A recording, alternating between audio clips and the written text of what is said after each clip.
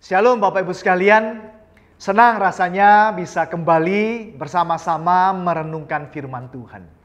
Sesuatu yang sangat menyenangkan juga buat saya pribadi. Firman Tuhan yang kaya, firman Tuhan yang sempurna, firman Tuhan yang sangat inspiratif, firman Tuhan yang menjadi berkat buat saya pribadi.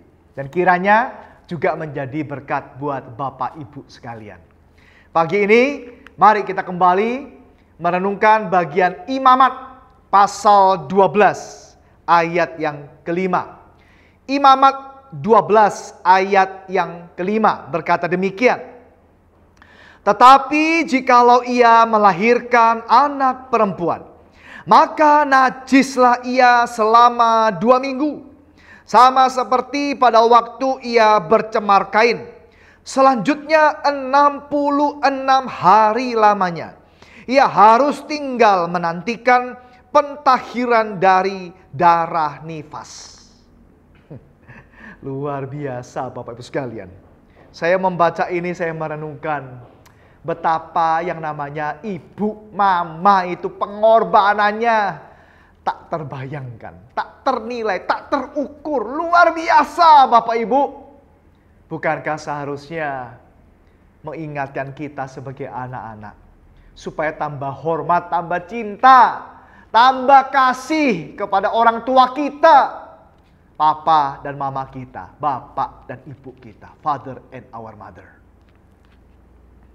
Bapak Ibu sekalian, di dalam bagian ini kita melihat bagaimana pengorbanan seorang ibu. Bapak Ibu, ibu itu luar biasa. Bagian ini saja. Yang pertama, dia harus menjalani yang namanya kehamilan. Mengandung usia yang begitu lama. Waktu yang begitu lama. 9 bulan, 10 hari. Dalam keadaan yang pasti tidak nyaman Bapak Ibu sekalian. Coba kita bayangkan betapa sedihnya, betapa susahnya, betapa sulitnya. Orang yang mengandung jalan susah, apa-apa susah. Tidak seperti orang yang biasa pada umumnya. Ada hal-hal yang tidak biasa, yang saya percaya tidak nyaman. Perubahan-perubahan fisik. Hal-hal yang dialami selama 9 bulan. Tidak gampang Bapak Ibu sekalian. Tidur tidak gampang, makan tidak gampang. Setiap aktivitas tidak sama.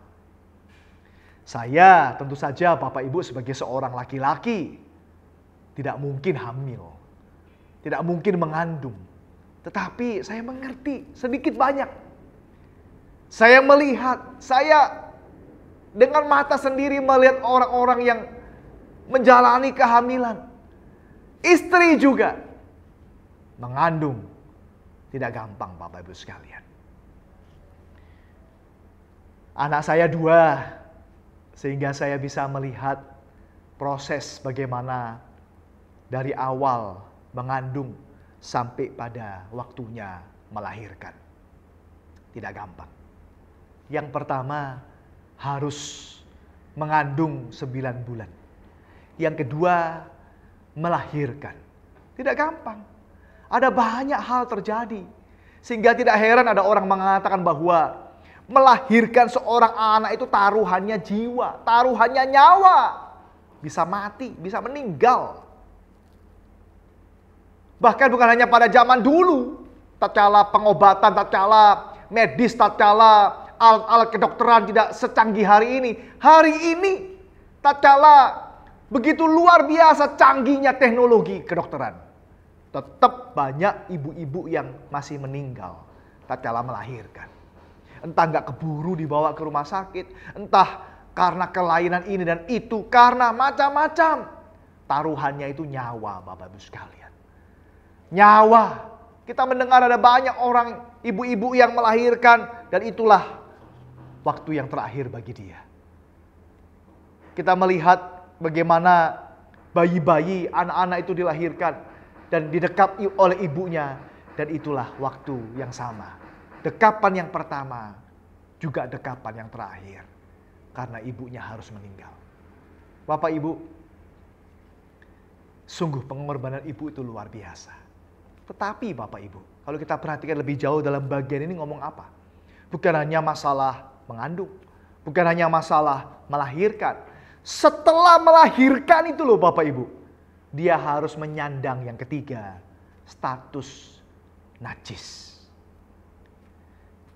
Disebut najis itu apa enak Bapak Ibu? Kan tidak gampang. Orang yang melahirkan disebut najis. Menyandang status najis. Tentu juga hal yang kurang nyaman, kurang enak Bapak Ibu. Kurang elok barangkali kita rasakan. Orang disebut najis itu. Melahirkan sebuah hal yang sangat mulia.